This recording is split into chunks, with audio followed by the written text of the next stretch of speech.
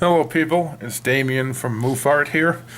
I want to do a quick video on a spreadsheet I've been constructing for MUPHART, which details 32 of the UFOs I've seen over the years and categorizes them by type, by class, and categorizes the time seen, the direction seen in, the place seen at, the duration of it being seen, whether or not it was a hallucination, or whether it was filmed on camera.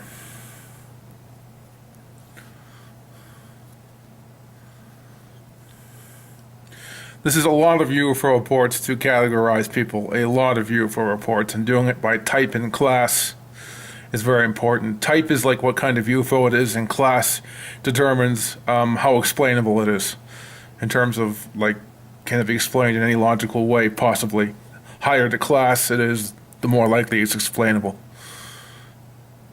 It's class A through F, F meaning completely explainable and A meaning completely unexplainable, so that's how class works. Class is a system I use to kind of judge UFOs by explainability. There's 32 UFOs seen from 2006 to November 2014. The two ones in 2006, I totally forget the month they were seen in.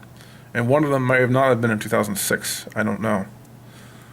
But I want to quickly go into 5 UFO reports and how I categorize them.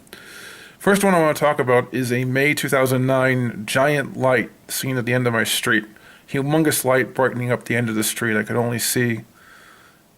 could see up to the end of the street and how bright it was. It was so bright it was like daytime near the end of the street. So it was a humongous bright light. Don't know what it was.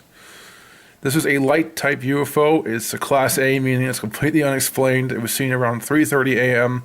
east-northeast direction in the town I live in for 2 to 5 minutes.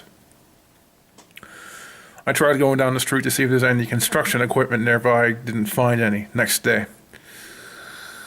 Next one I want to go into happened before this in November 2008. It's a star-like UFO. Actually, there's 3 different reports because there's 3 different UFOs. These are Class C, which means they could be explained, possibly, but I think they're very weird. They were seen all around 5 p.m. on an overcast night in the southeast direction, and when I saw them later on in Canton, which is a town nearby where I am, it's east direction I saw them in. These were seen for about 45 minutes, and I seriously doubt these things were stars because it was so overcast you couldn't even see the moon. So I'm thinking satellites, maybe. If you want to think of a logical thing that could explain them, that's the closest thing I can think of. The next one I want to get into is the banana-shaped UFO and the yellow glow UFO, which are basically the same thing, seen at different times. I believe they're the same UFO. It was yellowish colored, flare-like. It moved up horizontally, vertically, I mean, in March 2014, early in the morning. It's a Class B, likely unexplained, seen around 3:40 a.m. originally and seen again at 7 p.m. the next day. Seen northeast for the first time and east the second time. Seen in the town I live in and seen for 30 minutes the second time and only 20 seconds the first time. It was definitely banana-shaped when I saw it the second time. First time I couldn't tell what shape it was, but it was rising up from a backyard. I think these are the same UFO, but I'm not sure.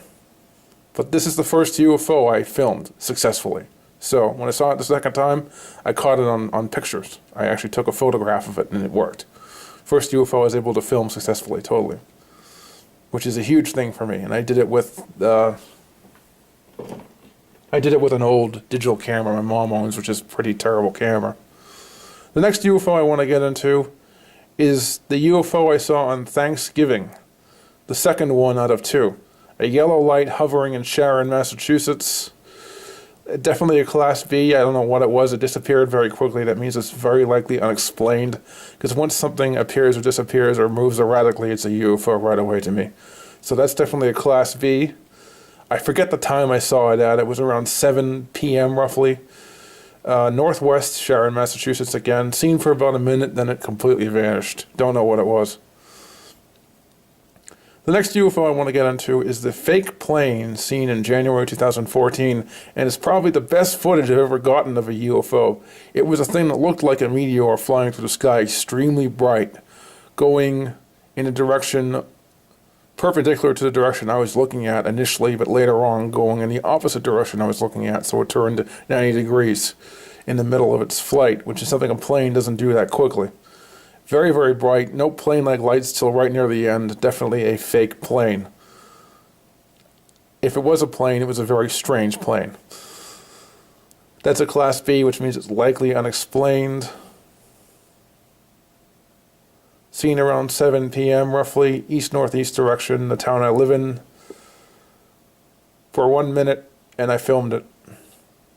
Next one I want to get into really quickly was a UFO I saw in my driveway. That was seen in June 2014. That was an orb class UFO, Class C. I could be explained by maybe a light on the driveway or the street light nearby, possibly. That's why it's not a Class B or A. I'm not sure. It was actually unexplainable. It was seen around 9 p.m. west-southwest direction, the town I live in, for less than 1 second. It was seen when the camera was panning around, like this. So I saw it for a split second and was able to isolate it in one frame. Definitely one of the more weird UFO reports.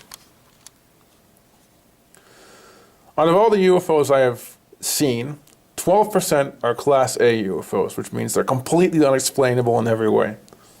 Very rare, those kinds of UFO reports. I've only seen 3 of them. Class B reports are much more common, about 50% of them. Those are 50% of the ones I have seen.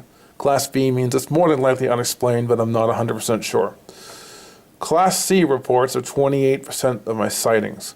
Class C means they could be explained, but they're just very strange nonetheless. Then 6% of my sightings are Class D reports, which means they're explainable. They're probably explainable in more than one way, they're just a little strange. And then Class E reports make up 3% of my sightings. These are ones that are very explainable and are very obvious what they are. Okay, they're like, I've seen them, and later on I explained them. I have never seen a Class F. A Class F report is something so explainable, everybody should know what it is, but you still see it and call it a UFO. I've never done that, so that's why I don't have Class F reports. However, I see Class F reports all the time. It's like people mistaking a streetlight for a UFO as a Class F. It should be very obvious what it is to anybody who knows what things look like at night or during the day or whatever.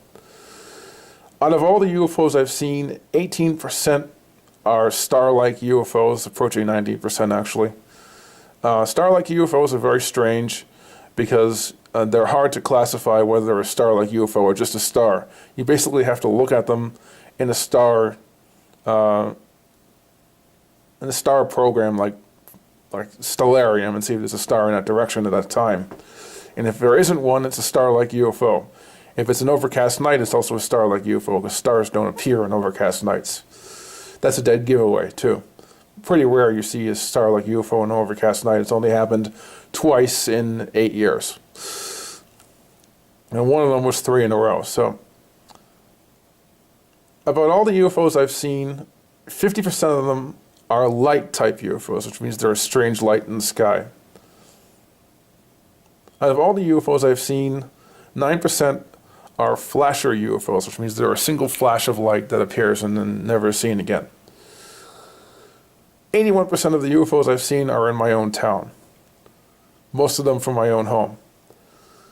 And I filmed 50% of them, which is not a very good total for a UFO hunter.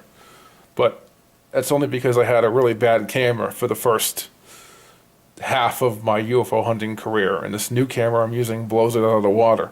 And with an old camera, you're going to film a lot of things and fail to film it with a crappy camera like that. This one doesn't have that problem. If it's there, it will film it. So yeah, a lot of problems with the old bad camera, which technically my mother's camera. So